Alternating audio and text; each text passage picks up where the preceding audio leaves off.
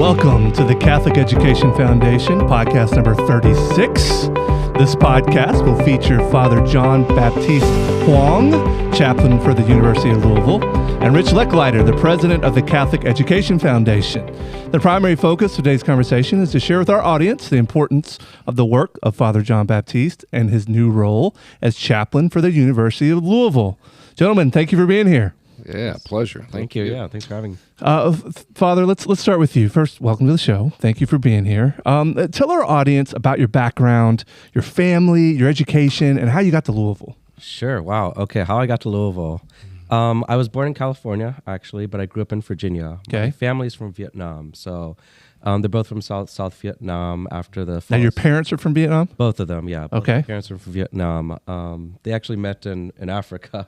That's Interesting. A long story. My dad, basically, he came to the United States and then finished up high school in the U.S., and joined the U.S. Navy, and then his ship got deployed, and met my mom in Africa, who was working as a waitress there in Africa, Okay. in the Ivory Coast. Got it. They got married there. Then they came over to the U.S. I was born in California, Okay. at the Navy base there, and then but pretty much we moved around when I was younger, and then pretty much settled in Virginia, Northern Virginia mostly. So school-wise, I went to public schools my whole life, Right. and then I went to school at the University of Virginia, and that's pretty much where my vocation happened, was during college. I met the Dominican Friars, who run the campus ministry at UVA, and here we are. And then eventually made my way, by assignments to U of L. To the city of Louisville. Yeah. Well, we're certainly happy to have you. You've become a star in short order here. So, all right. So, following your studies at the University of Virginia, you entered the Order of Preachers to become a Dominican priest. Yes.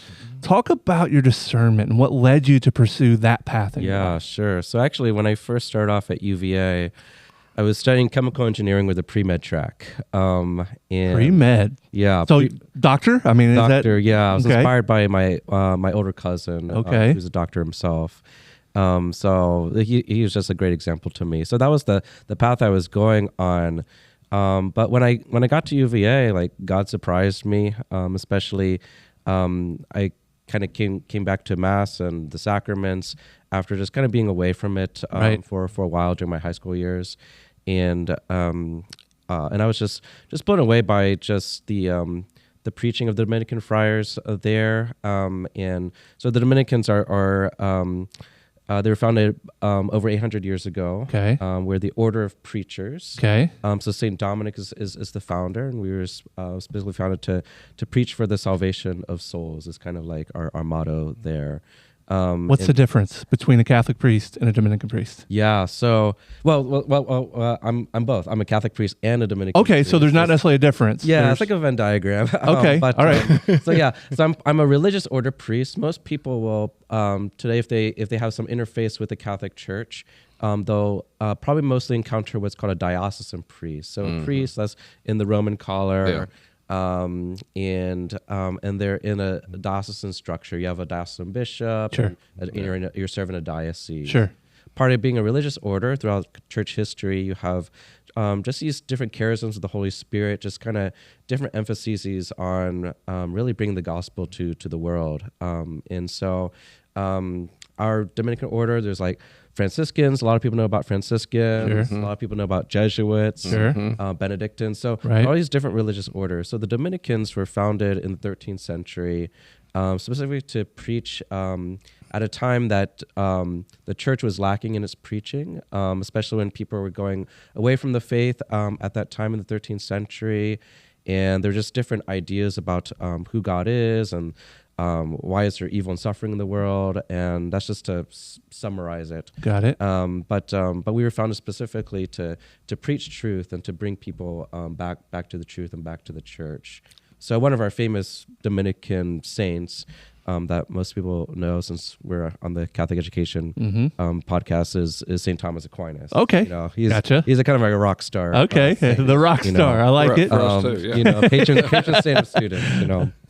But anyways, it was the Dominican Friars at the University of Virginia that, because of their preaching, they really brought me back to just my faith and why am I pursuing the things I'm pursuing. Why, what is my search for happiness, essentially. And it pretty much broke down my life, because going into college, I was maybe very self-ambitious, just thought most about myself. I wanted a career, wanted this and that. I mean, that's human nature, right? Yeah. And then but I realized there's something bigger, and that, I'm made for more than that, and ultimately made for a relationship with God, made for a relationship with the community as well, with the church, and so just made for love. And so that really broke things down. Halfway through was when I kind of long story short, was like different career paths. So I actually did a 180 on my major, and so I didn't end up graduating in chemical engineering. I actually switched over to doing a double major in religious studies and sociology. What was the process? How long before you switched? So 2 years. I was 2 years. You're halfway in engineering, and then I still graduated within 4 years, because all my math and science credits transferred over. I took AP French in high school, so everything transferred over. I just had to focus on the major. Cool. And then entered seminary right after college, and haven't looked back since. So, wow. Yeah. Pretty awesome stuff, man. I mean, what a story. All right, so explain to me the white robe, as opposed to the black. What's the difference? Yeah, so this is just part of our habit, and our full habit is we have a black cape, or it's called a kappa. Okay. So if you see any kind of religious artwork, you'll see us in that. It's kind of our formal wear. But because it's still, believe it or not, it's still kind of hot out. I know it's kind of a weird time in the season. It's still kind of warm. Sure. But I'd be sweating if I'd be wearing the black cape. But it's just a different. It's like different religious orders have different clothing that they've adopted to kind of distinguish themselves. Okay. So again, like the Dawson priests will wear what's called like a cassock, right? Kind of the black robe and right. the Roman collar. Franciscan will wear kind of brown robes, and so we have this kind of white habit here, really just to represent kind of that purity and that grace that we're called to. With the black cape represents a kind of a life of penance. What really distinguishes us, though, as Dominicans, is we have a rosary on our belt. On your belt, I noticed that. And so actually the tradition of the rosary came through the Dominican order. That's where the rosary come from. Okay. Really, it came through like Mary giving these beads to Saint Dominic to encourage Saint Dominic and the order of preachers to kind of preach the life of Jesus to the church, through the rosary.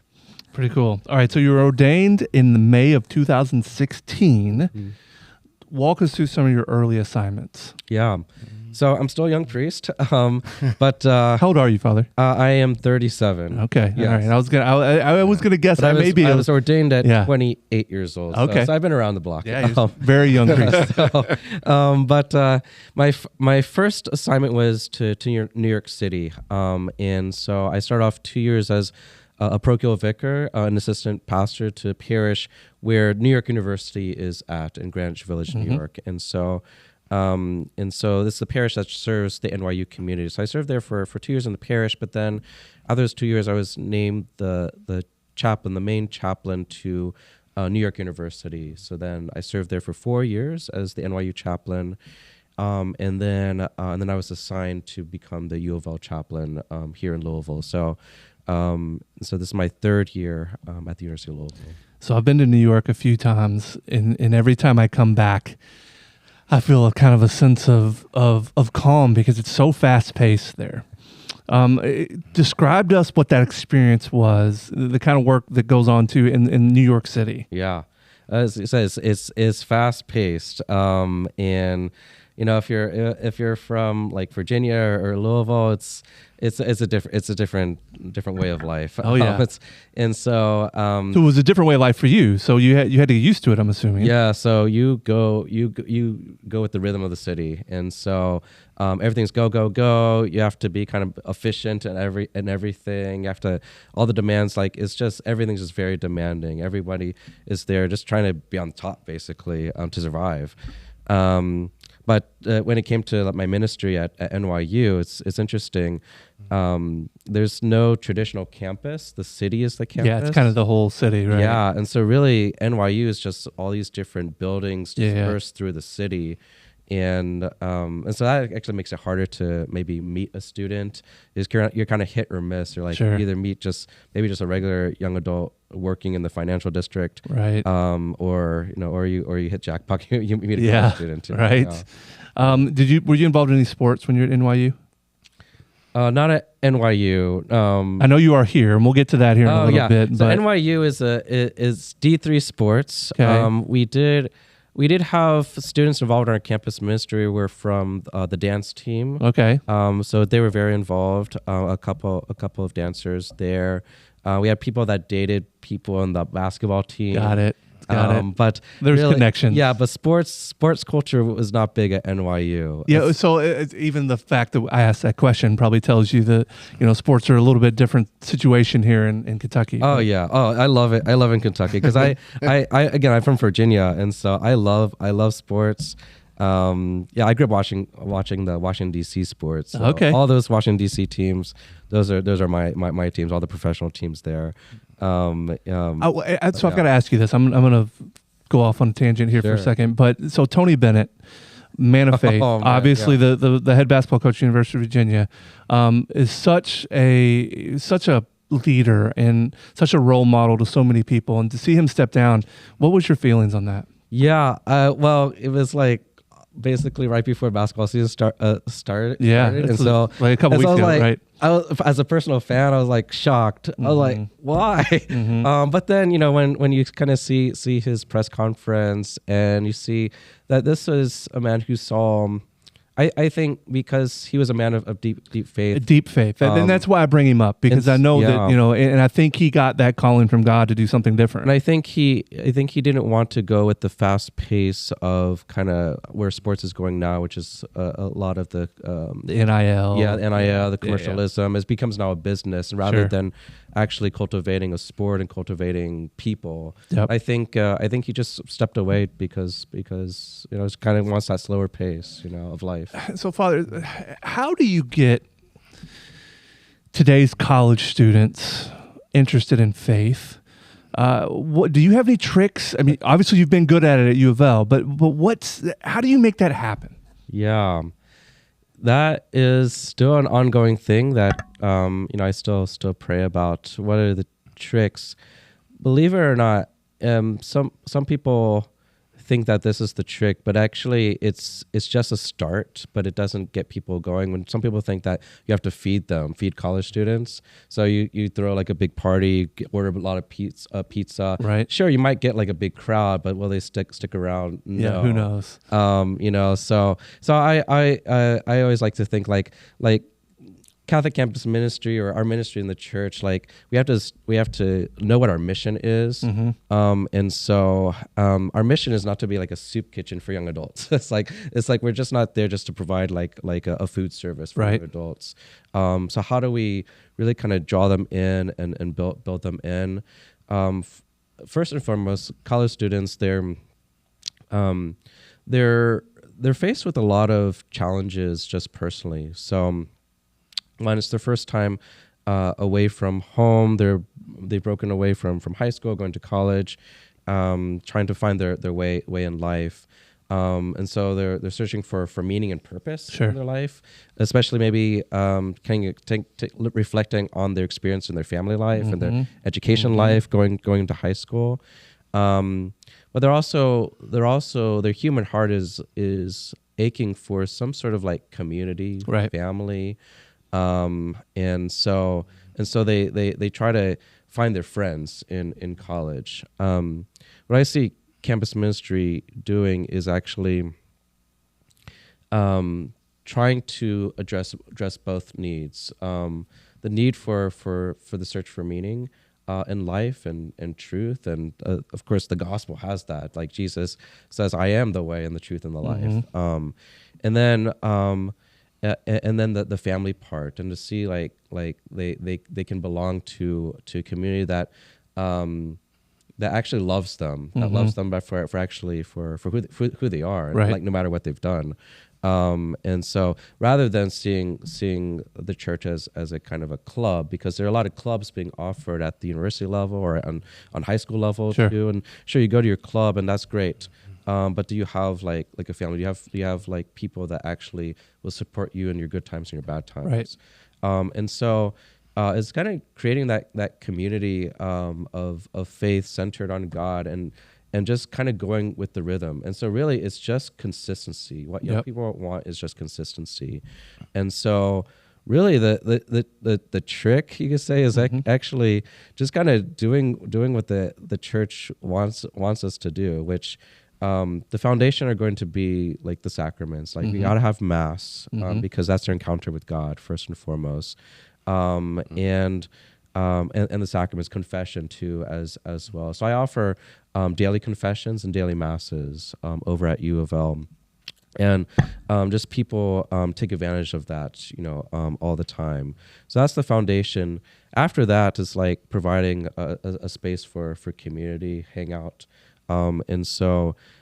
Say, for instance, after our Sunday masses, we have a time for fellowship. After our Thursday nights, we have a adoration with praise and worship music night, and then like a fellowship night there. So a space for just students just to kind of just be friends. Okay. And then when it comes to just formation, that's our Dominican bread and butter. We're a very intellectual order. Again, I mentioned St. Thomas Aquinas. Got it. Very high thinker.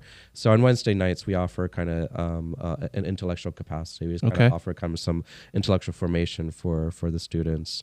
In addition, we also have, I work with Focus Missionaries, so the Fellowship of Catholic University Students, a big organization.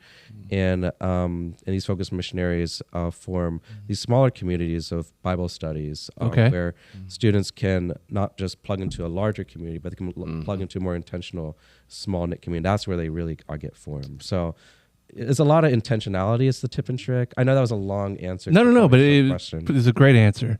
Rich, I want to bring you in here. So talk a little bit about how our Catholic Education Foundation supported students that matriculate to colleges like U of L.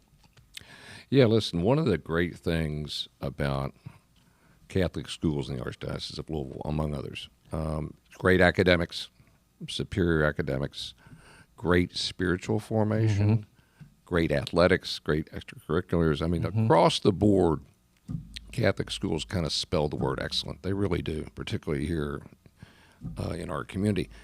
And it's interesting when you track the statistics over time, if a child starts in kindergarten, at a Catholic, we have 39 Catholic elementary schools in central Kentucky. And all of those kids that start in kindergarten stay in a Catholic school all the way through grade 12, the odds of them enrolling in a 2 or 4 year college program, 96%. Wow. How impressive is that? That's a ticket to ride. I mean, Heck think about that. And I don't know that I haven't studied this, but I'll bet you that's probably not matched anywhere in the United States. I mean, that's super impressive. I've seen some 80s, I've seen some 90s, but last year it was 96%. And the other 2% go to the military. Okay. Military service. Yeah, so that basically counts, right? Goes to the workforce. So it's that sort of track record is and lots of our kids, we've got 8 Catholic high schools in Jefferson County. Lots of those kids enroll in U of L, as you would guess. UK, those are the 2 most popular sites that our kids are off to, and we're bringing. Our Catholic schools are bringing some great students to the University of Louisville. We really are. Yeah. So we play a small role in that, but it's fun. Father, so did you pick this campus ministry path as opposed to being a priest at a parish? Were you assigned this? Is this your calling? Why are you in this particular role? Yeah, it's like a yes and no answer to that question. I would say personally, I've always had this desire for campus ministry because I was impacted when I was a college student and by the ministry of priests at my campus. That makes sense. And so my desires were definitely manifested when it came to just talking to my superiors, for kind of possible assignments as a priest. At the end of the day, though, it's like I go where I'm sent. you Sure. know. So I didn't actually pick this particular campus, the University of Louisville. I was just assigned here. Okay. Because of there was a need at the time. Got it. And I had already experienced working with focused missionaries at NYU. And I know that the Archdiocese here had brought in Focus recently and needed work with the focused missionaries. And so I was brought here specifically. I was told, it's like, oh, yeah, I've experienced working with Focus. We'll send you here to U of L. Got it. Got it. Yeah. Now, do you minister to students of all faiths? And what about students who are unchurched or maybe has lost their faith along the way? Yeah. Yes, I'm open to serving to any student. That's just what being Christ is to somebody. Do I do like specific faith things? No. I'm more focused on trying to really form people towards the Catholic faith, towards that truth there. In terms of the unchurched, it's a mixed bag. The majority of our students involved in campus ministry at the University of Louisville are actually really those who grew up Catholic, maybe in a Catholic household, or maybe they went to Catholic schools. Went to a Catholic school, but maybe like in their high school years, it just never sank in. But maybe they go to college and they're still asking those questions, so they're a lot more open. And so those are the majority of our students, kind of like they're reverts to the faith. Right. We don't get too many actually like converts from a different faith at the University of Louisville. We did at NYU. I think it's just a different background. But I do encounter students who come from maybe a Protestant background or a different religion that will want to just meet with me just to ask questions. Sure. Whether they make the next step. Sure. It's just about developing a relationship to get to that level. But yeah. So I saw recently that the Sunday student mass outgrew the campus ministry space, and I guess you guys moved to Holy Name Church. Yeah. So that's 11 a.m. on Sundays. Sunday. Yeah. What's going on there? Is it that much of a need? Yeah. Well, we've been operating in the Interfaith Center at the University, which is small. of Louisville. Yeah, and that Interfaith Center was built in the 1970s, right. And it's a concrete bunker. It's literally a concrete bunker built underground. Got it. But the space is very limited because it's an Interfaith Center. We share space with other groups there on campus. Yeah. And so there's this multi-purpose room there, and if you really wanted to cram everybody in there, I'm surprised I can do this on Ash Wednesday, but really you could like fit maybe like 50 people there. If you want to cram even more, maybe you can squeeze people elbow to elbow more than 50. So it's tight there. So having just kind of worked with the campus ministry and the focus missionaries and just seeing our student growth involvement in campus ministry, the Sunday masses was the immediate need. Like that was getting just tight all of last year. So I approached the Archbishop and said, Archbishop, I need a bigger space at least for our Sunday Mass. And so Archbishop, so why don't you go and talk to the pastor of Holy Name, Father Bowling, and see what you can do there. And so Father Bowling has been just very hospitable and just allowing us to use that church for our Sunday Mass. So, speaking of Father Bowling, he's a former CF board member, right? Former board member, a great friend to us, and I'm glad to see he's at Holy Name. Yeah. He's awesome. He is awesome. Yeah. And he's part of the Hispanic ministry as well in the diocese. Yeah. Yes. And there's a growing Hispanic community. Yes, he's been working right around Holy Name as well. Mm-hmm. So that's going quite well. Yeah, now, it's going well. Is there still a 9:30 p.m. Mass at Holy Name on Sunday? There is, yeah. It's a parish Mass. So I don't run that Mass specifically. Do many students attend that one? That one, a lot of students do attend because it's 9:30 p.m. Colleges like to sleep in. Right. But also like a lot of the sororities and fraternity people, because they have sometimes they have their gatherings or meetings on Sunday evenings anyway, so it's convenient for them to go from a meeting to Sunday Mass there. And the location of Holy Name is great. It's right at the edge of campus. It's within walking distance from a lot of student housing or just locations on campus. It's very visible, that bell tower. You can see that from both the football stadium and the Churchill Downs. So I'm happy we're at Holy Name, just because it's just recognizable. I don't think anybody, no one really recognizes the underground concrete bunker. Right. You know? Understood. So I was at a U of L game, and you happened to be standing right in front of us out on the sidelines. Oh, yeah. And my son was like, "Oh, that's so cool!" And he was like, "I wonder if he gets to pray with the football team before the games." But so obviously we've noticed you on the sidelines. Tell us about your role there. How fun is that? Yeah, it is fun. It is fun. So actually, I was when Coach Jeff Braun became the coach. I guess this is last year. This is his second year. He has, obviously he's from Louisville. He has family here, and so he has some family that are parishioners over at St. Louis Bertrand Church. Yep. Downtown where I live with the other Dominican Friars there, and so the father-in-law specifically just kind of was like, "Hey, I'm going to get you onto the football field." I was like, okay. This is great. Okay. So that's really, it's like family connection.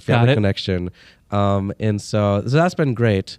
I don't have a particular formal role with the team specifically. That has to probably be dealt with athletics and all of that. Understood, sure. If athletics is listening to this, want me involved. But come on, Josh Hurd, let's make this happen. Yeah, but what I've seen though is been my presence at the game.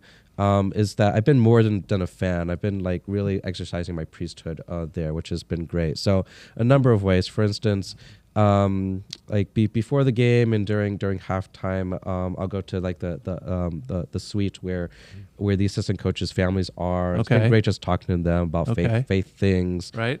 Getting some baptisms lined up actually for some of their kids, which is kind of neat. But on the field itself, just has some great interactions with, say, some of the student photographers who are wanting to get back to their faith. Definitely like some of the refs or the security. That's awesome. And it's just sometimes you just even though it's like sometimes during the game, sometimes it's during the commercial break, sometimes you'll just get a good conversation going.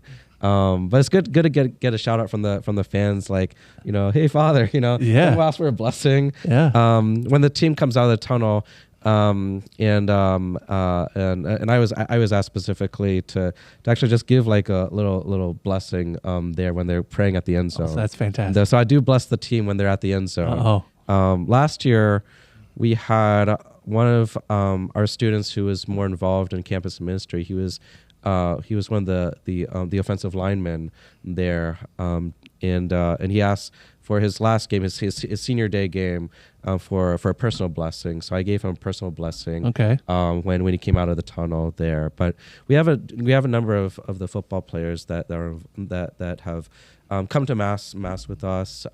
They're super busy, so it's hard to get them doing more than that. But at least they come to mass. So you're talking about getting on the field, in the suites, everything else. Does the robe just automatically grant you access, or you got to know people to get on to get in here? I kind of think so. No, I still have to get the credentials and everything. My favorite comment though is like every time I'm there, someone is I don't know if people are serious or they're joking, but they think like, are you the Pope? I see the white. It's like no. But, so this is a question for both of you. What do you think what role sports plays in faith formation?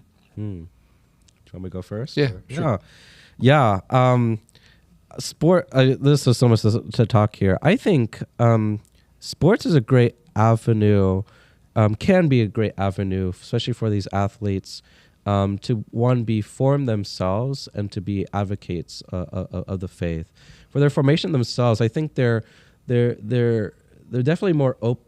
They can become more open if they so choose, because athletics live a life of discipline, and so they have just a regimen that they go through.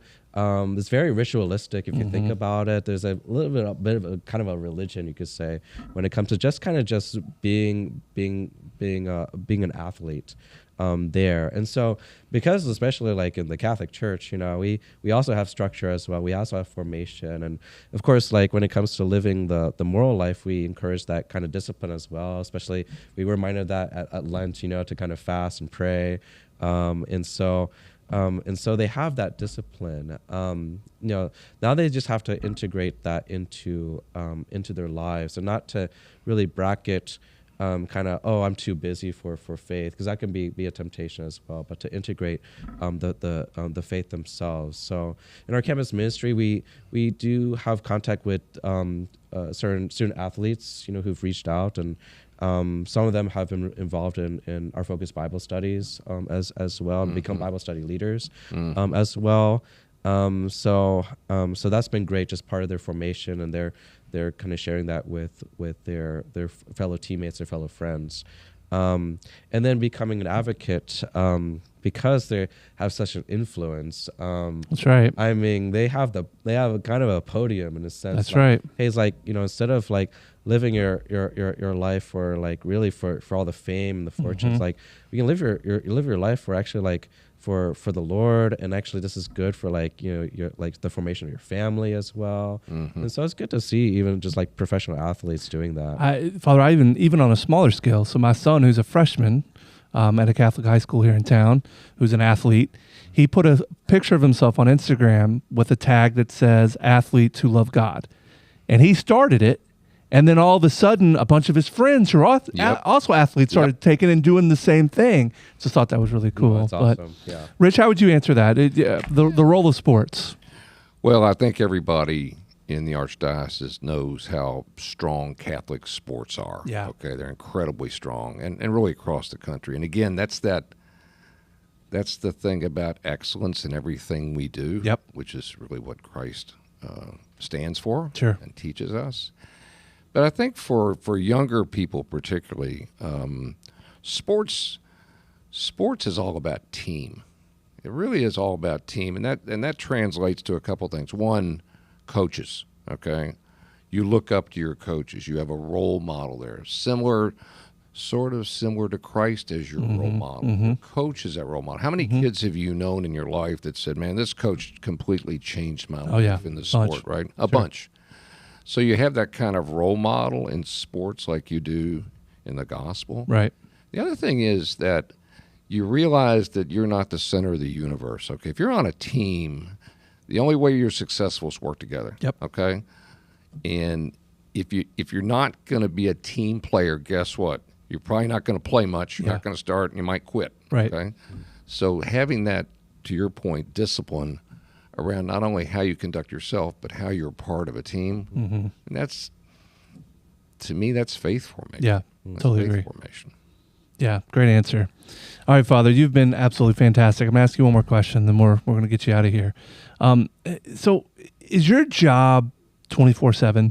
Meaning, do students in need reach out to you at odd times or whenever they need you? So I would assume in campus ministry, you're kind of always on call.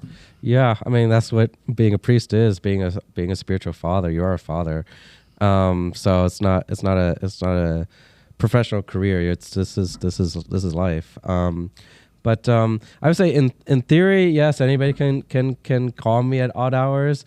Actually, they don't. I guess maybe they respect my sleep as well. I guess they need to go to sleep as well. But I always tell people, like, even if they can't reach me, they can always reach the Lord at those odd hours. And what's great is just knowing, like, especially I encourage students, like, say, to take advantage of, like, if you need to go to like the chapel. One, there's like St. Martin Tours close by. They have perpetual adoration as well. They can go there. Yep.